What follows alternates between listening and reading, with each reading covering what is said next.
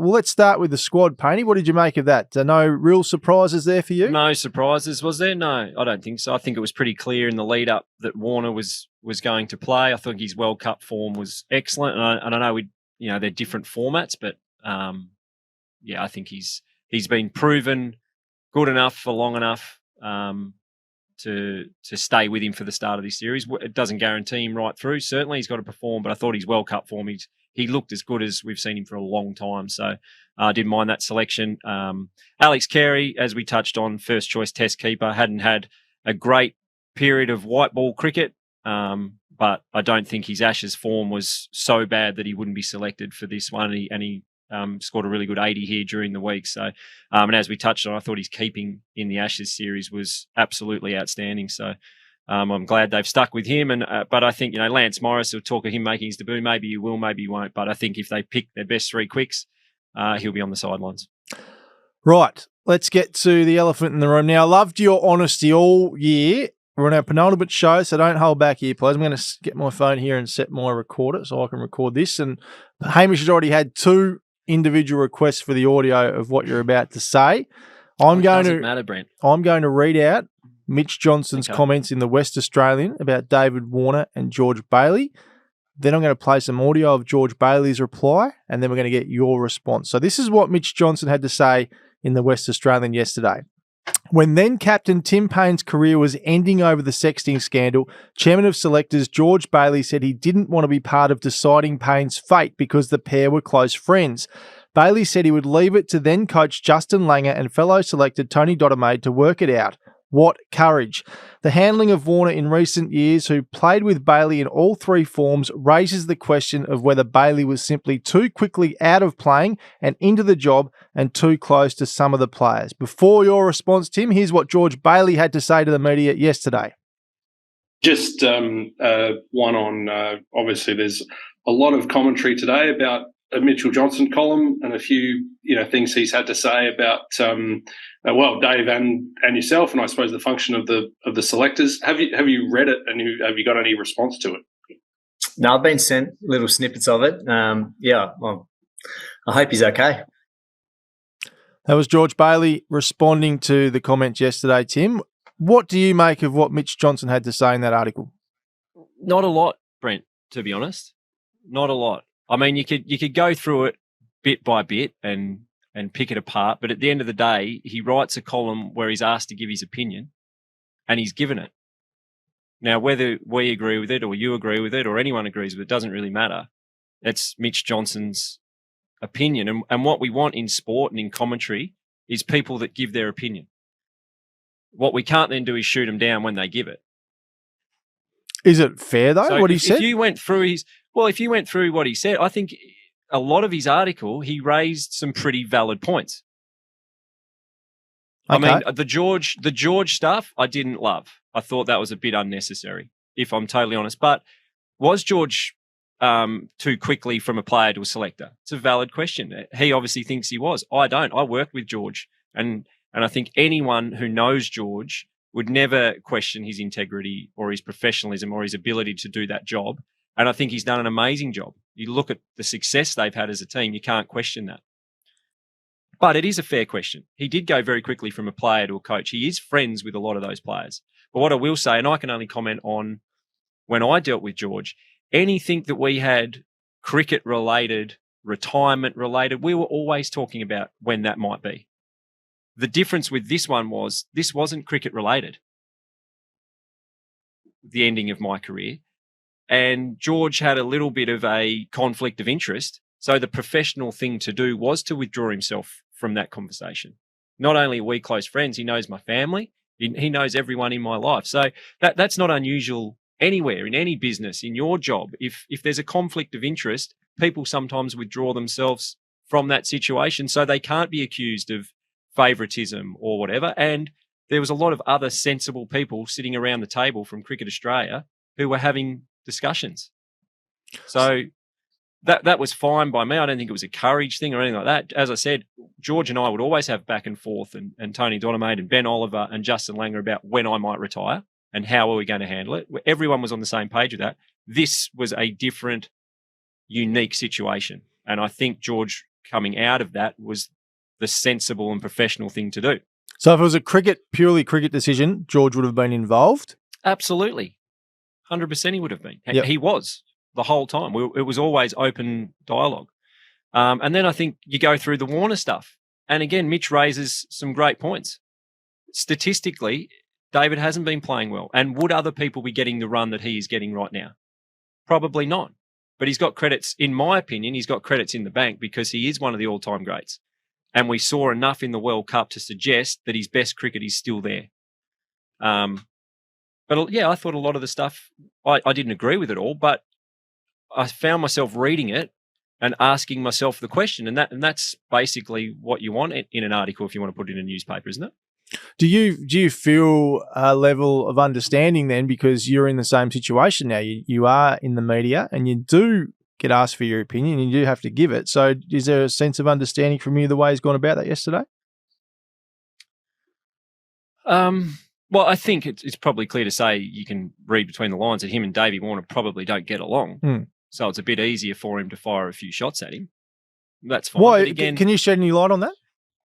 Their relationship? I don't know. They're just different people. I have nothing to shed on it. I think they're just different. And I know, again, I'm only reading between the lines. From what I'm reading, it tells me that they probably don't get along. But again, I think some of his points around the stats and his position in the team and him getting a little bit of extra time were probably ruined a little bit by the personal nature of it. Do you agree with that? Like when and bringing sandpaper back into it, and David being a person who used his power, his leadership role for power and stuff like that. Like I played with David, and he certainly didn't do that. So I thought the article was pretty good. I thought there was a lot of questions that people would want to ask, and it created a lot of interest and a lot of thought, even for someone like me. But I thought just a couple of little things we went a little bit too far that kind of ruined it for me. And the George stuff, I just found a little bit unnecessary. Good on him for having the courage, if you like, or whatever, to give his opinion, because that's what people like you want.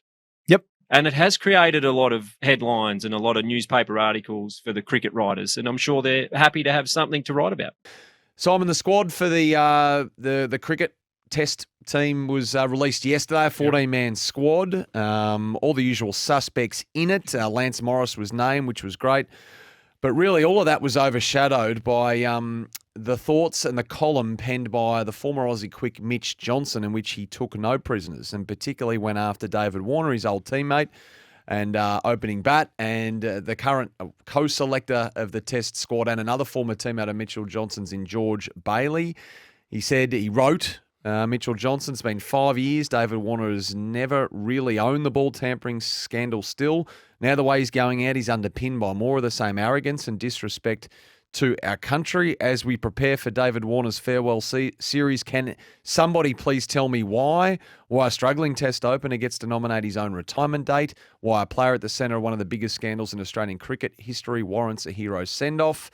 Certainly isn't Australia's test captain, David Warner, and never deserved to be for that matter. In fact, he ends his career under a lifetime leadership ban.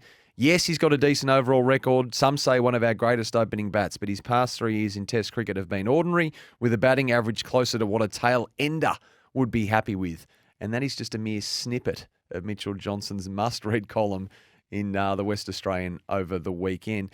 The thing I don't get is that he's never been guaranteed a farewell series. And we spoke about it last week. Andrew McDonald with Gerard Whateley, Pat Cummins in his press conference, Mitch Starc with Dwayne Russell last week were all asked and all declined the opportunity to say that David Warner was getting his farewell tour and was guaranteed his spot. Indeed. And George Bailey, we'll hear from later, backed over that yesterday. That in fact he said, we think he's in our best 11 players to win the first test, but after that he's not immune from facing the axe like any other player, and his performance will dictate where they go from this test. I think Crash Craddock, talking to Gerard last week, summarised the situation with David Warner really well. If you extricate yourself out of the emotion, whether you're drawn into whether you love him or hate him, is there a better option? And I think what the selectors are saying is, at the minute, no. At the minute, there's not a better option. But do you reckon? So you don't just drop someone for the sake of dropping them. to bring someone else in who you don't think is going to add anything extra to the 11 at the minute. So I reckon the common man or woman would respond to that statement by saying, well, what more can someone like Cam Bancroft do? Well, if Dave Warner's not making runs and the only opportunity Cam Bancroft has to make runs, he is making runs, then why shouldn't he be in the side? and he's had a go at this before. Well, a while back. Yeah, a while back. And I while back. I agree completely. All I'm saying is I think the selection panel are saying what we add with what we've got to come in after David Warner, they don't think he's going to add to the betterment of that opening position. So they'll leave David Warner there. If they thought the right opener was around, David Warner wouldn't be playing Test cricket now. No. If that right person, now whether that was a Pekovsky, whether it's a Bancroft, whoever that may or may not be in time, Harris, the fella from Queensland, Matt Renshaw, whoever that may be, at the moment they're saying David Warner's their best option. So 37, scored 2 centuries during the recent World Cup title performance in India and has been really good in the white ball teams, no problem there, but his red ball form was... So the last couple of years, so since the start of COVID-19 pandemic, 1 century in 44 test innings, he averages 28.9 with the bat during that period. So that's a long period and he's still there. So that's what people would say, well, surely someone's... They can say it all they want. Okay. I don't know how I put a different spin on it other than to say at 28.9 you shouldn't be rewarded with your test spot. And I don't think David Warner has come out and said he would like to. Yeah, and George Bailey acknowledged that yesterday, saying that is the player's wish, and we respect that. Yeah, however, that's ... Correct. You're representing Australia. You are invited to every test match to go and represent your country. You don't tell the country when you'll represent it and when you won't. And the other response where the selectors, I think, can take great pride, and the coach and the players, in what they've done, is the last 12 months have been exceptional. Now, after the Langer affair. That's true. And I was one of them. I tipped my hat to them. I thought, no, I don't like this, the players sort of having a say in running the show, et cetera, et cetera. Andrew McDonald, Pat Cummins and that team have been exemplary under the new manager, absolutely exemplary. So the selection panel, the management, the coach and the players, they've retained the Ashes. Yeah, the record won the Test Championship and just won the World Cup, and we're still grizzling. We haven't got much to grizzle about. No, the recent record is compelling. I'll give you that, absolutely. Warner has averaged 20 runs in innings for a while now, says his texter. The selectors need to be using this series to give another player a go. The cat in Sandhurst, what happens if Warner makes 500s this summer? Well, then he makes 500s this summer and he maintains his spot in the side. So if you listen to George yesterday, he's going to be beholden to his own form like every other player in the squad, regardless of what he wants from his farewell tour. But Mitchell Johnson's column yesterday certainly ruffled a few feathers. Billy's in Ascot Vale. How are you? Where does that come from, do you reckon? Where's Mitchell Johnson? Not the first time he's fired off. No, he's had a couple of goes, and they seem to be spasmodic. It's not sort of every column, but every now and then he lets fly. I wonder why. Crash, the 14-man squad, pretty predictable. I guess Lance Morris, is there any chance he plays in this first test? And is there any chance they find a way to get Cam Green back into this team? I think it'll happen. The first question, Lance Morris, only with an injury. And George Bailey was pretty categorical about that yesterday. He sort of, hinted strongly that they'll be going with the tried and true of Hazelwood, Stark and Cummins. Why would you change? There's talk of Mitchell Stark having a slight niggle. I would love to see Morris have a go because I think he's such an interesting story, the Wild thing. We were reminded, he was watching Mark Wood in the Ashes and he sort of got out off his chair in Perth and said, that's the bowler I want to be. That guy, when he comes on, he captivates people. He unsettles batsmen. He's good, Morris. He's a fascinating player. I think he can become a real cult hero in Australian cricket. Good-looking kid, speaks well, but it won't happen the first test, I don't think. Cameron Green, I think, after this series is finished and David Warner retires, they are leaning towards promoting either someone like Labuschagne to opener or Greg Chappell suggested Mitch Marsh. Very good suggestion. Don't mind that at all. And then there'll be space for Green to bat at number 4. Last week at the Gabba, he made a honey sweet 96 with all these gorgeous drives. And I said to him afterwards, would you like to bat number 4 for Australia?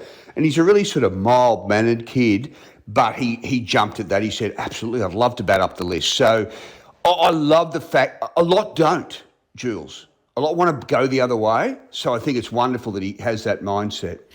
How much of a calculated risk would it be to move Marnus from the number 3 spot, which is, lot see that as the most important spot in the batting lineup? He's been so successful at it. If they did choose to go that way, how big of a risk would that be? Great point. Now, very little, because we're playing the West Indies and Pakistan. But I'll just close your eyes and picture this. In his season or so's time, Khawaja retired, Warner retired, Smith retired, Labuschagne, your anchor man, and you want him opening the batting? That's when I don't like it, Jules. And I also don't like it because I just sense Marnus doesn't particularly want to move up. Now, when Australia was shopping for a number 3 batsman, Greg Chappell did a lap of the MCG and he said to one player, do you want to bat at 3? And he goes, I'm not sure about that. And he said to Marnus Labuschagne, would you like 3 against India in tomorrow? And he goes, love to. Put me there. I'd love to bat 3. But that mindset was different. That's going from outside the team to inside the team. He settled at number 3. And people can say, there's not much difference between 3 and opener because you're basically in. Yeah, but if it tampers with his mindset, I don't love it, I have to say. I don't love it. Yeah, be a bold move, I reckon. Mitch Johnson's article, there's a few different ways we can go with this one. Just your overall thoughts on the piece before we, double down on a couple of the specific points that he made? Yeah, well, he went in fearlessly and he said what he thought. I thought, he might have gone a touch hard, but there's 200 comments at the bottom of our version of the article from the Western Australian, and we sort of, a lot of them were supporting what he said about David Warner. Look, you could go either way with David Warner, couldn't you? You could go that way and saying that he didn't deserve to his lap of honour, or you could look at the other side and say the difference between Ian Healy, who was rejected a testimonial test basically, was he had Adam Gilchrist snapping at his heels. David Warner has got 3 opening batsmen by the names of Bancroft, Renshaw and Harris, who've scored 1 century between them in 38 tests. And so it's a tricky decision. Mitchell just spoke his mind, and it was it's caused an enormous amount of interest in the summer in that particular decision over David Warner. Was there no tension between Mitch and Dave Warner? I don't know. They played in the same era. They were teammates in a World Cup victory. They Warner saw from close range Mitchell 10 years ago when he flatlined the Poms, who were beaten straight-setted in the series, weren't they? Australia won 5-0 in Australia. And I still say that spell, the bowling by Johnson in that series was the most fearsome fast bowling that I've ever seen, in covering the sport. Nothing quite matched up to it. It destroyed the whole English system. Selectors lost their jobs, team managers, I think something like 20 people lost their jobs in English cricket because of this hurricane force of Mitchell Johnson. It was extraordinary. But, so it was interesting. I mean, a lot of people have had their say about whether he deserves farewell tests or not, and so he's not the first one to bring that up. But the fact that he said it's been 5 years and David Warner has still never really owned the ball tampering scandal, is that fair, or is that a little bit harsh from Mitch? I feel that Warner suitably was punished, probably suffered more than anyone from the ball tampering scandal. There's no doubt about that. I mean, the life captaincy ban, the year ban and everything like that. But, so it's the one thing about the ball tampering scandal was that all those involved are still suffering in their different ways. I mean, I think it is a slight factor in Cameron Bancroft not being recalled to Australia. He may be good enough to overcome it, but remember last year Bancroft said where he hinted that there are more people in the team, like the bowlers may have known about the ball tampering, and the bowlers released a statement saying they didn't know about it. So does that go in the mix before he's returned or selected? I think subliminally it probably does, you know. When you're a 50-50 candidate, you need everything to go your way. So, yeah, it's interesting. It really is, the whole thing. So would you say, I know you spoke about this last week with Jared, but after 6 rounds of the Sheffield Shield, Bancroft's made 512 runs at 57. But that's still not enough to get a recall. So going on what you said there, do you think that plays a part in that? I tell you what's a greater part, the fact that Bancroft has had 10 tests and averaged 26. I mean, if you said to me, name players who have had less chance with greater results and were better players than Bancroft, I'll give you Brad Hodge from Victoria, Martin Love, Stuart Law. None of them played 10 tests, and all of them in my books are better players than Bancroft. If you get 10 tests and you average 26, and this is such a crucial point, Jules, the selectors feel they don't owe you anything. If he'd never played a test, Bancroft, and you're asking me that question, you said, is he unlucky? I'd say, do you know what, Jules? He is unlucky. He really is, to have a good shot. But because he's been tried and failed with a technique I think they're still yet to be convinced about, put it this way, in WA, Cam Bancroft is the heartbreak kid who should get more chances. I can't get there because he's been there for 10 tests and averaged 26. I'm sorry. He's mildly unlucky. I can't get to the heartbreak kid side of things. So George Bailey sort of stressed yesterday, you know, like all the players in the team, it's a test-by-test decision. But do you really think if David Warner failed twice in the opening test, his spot would be in jeopardy for the second test? Or do you think the fact he will be playing in the first test, he will get these 3 tests to finish that he craves? If you said out of 10 the chances of Warner playing all 3 tests, I'd say 9.5. And if you said, what's the 0.5 that he can't? And I'd say if Australia lost the first test badly and Warner made 6 and 2, there'd be just a chance that his position would be under review if he got out really badly. I don't think it'll happen. And the thing is then, Jules, you move on to the second test, and I'll tell you what won't happen. He won't be dropped for the third test. That won't be happening. He won't be dropped for the test in which he decides. If he can get to the second test in Melbourne, he'll get to Sydney. But the only, and I think he's 9.5 out of 10 for playing all 3. But if Pakistan pulled off the shock of all shocks at the WACA and he made 6 and 4, and Cameron Bancroft made 210 in the Prime Minister's 11 game, well, maybe there's a discussion there, but.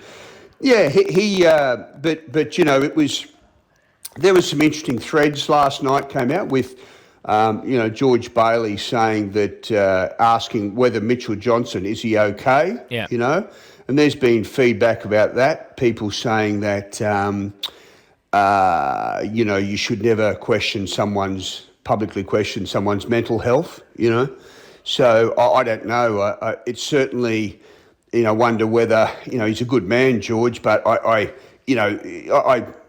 take that on board, Sort of that was some of the feedback, and it was interesting. But were some of his comments about George Bailey a little harsh, in that he's too close to the players and, was too soon out of the game to be a selector, and also the fact that he stepped away from the decision on Tim Paine, which basically Mitch Johnson said he was weak for doing? Well... George Bailey has gone a categorically different way to Trevor Hohns. Trevor Hohns never got dressed up in the team tracksuit, never mind do throwdowns and the stuff that George does, and he kept a slight distance from the players, which he felt was important in making the big decisions. That's why he was, with a clear conscience, and able to sit down with Ian Healy and say, Ian, I will not give you this farewell test at the Gabba. sit down with Mark Taylor and say, your 50-over career is over, Mark, and sit down with Steve Waugh and say, Stephen, it's time. 3 big names, and he was distanced from them. George, in defence of himself, said, if someone will tell me that there's a better way, that why getting in and hearing the team plans and hearing how people are feeling and being sensitised to it, if someone feels that's detrimental to selection, please tell me, and basically I'll move away. So that's fine, and he is doing a good job, George. He is, but the key point is simply this. If you're going to get in close to the players, you have to be still able to make the hard decision, the really big call. 90% calls are pretty routine, really, but the big calls, like you've got to be able to tap players on the shoulder and say, it's time, I'm sorry. And, that's the key thing for me. They have had a pretty good year. It hasn't been without flaw. Dropping Travis Head in India and stuff, and that didn't go well, the Ashes thing. But hey, it's been a good year and they're doing a solid job. But that's the key question for me. If you get in close like George is doing on purpose, can you still make the big call? Malcolm Collins suggested that he's surprised that Mitch Johnson's gone so hard with the pen a couple of times, given he was a bit, precious when it came to criticism as a player. Was Mitch a bit testy if he was criticised when he was playing? Yeah, I never saw it firsthand, I have to admit. I had a funny experience. Mitch was plucked out of nowhere to go on Australian under-19 tour of England. And Rod Marsh rang up Dennis Lilly and he said, Dennis Lilly rang up Rod Marsh. He saw Mitch bowl 3 balls and he rang up and they got him in the team. When they were over there, I got a phone call from the tour manager, Brian Friedman, who said, meet this kid at the Brisbane airport. When he comes home, he's going to be a star. And this shy little boy walked through customs, this 18-year-old kid, and he didn't look me in the eye once. He just looked at his shoes during the interview. So I constantly think of that when he's delivering these thunderous columns, So there's a couple of sides to Mitch. He's a very sensitive lad, and he has had, that sort of, a challenging childhood. They never had much, the Johnsons. At times they didn't even have Christmas presents, So he grew up he used to wear his dad's golf spikes to cricket. So they never had much. So he's had to battle through. And, he was always sensitive. And that sensitivity came out as a player when he did feel the pinpricks. And now it's coming out in a different direction, isn't it? Because when to write a very strong column like that. So, yeah, it's interesting.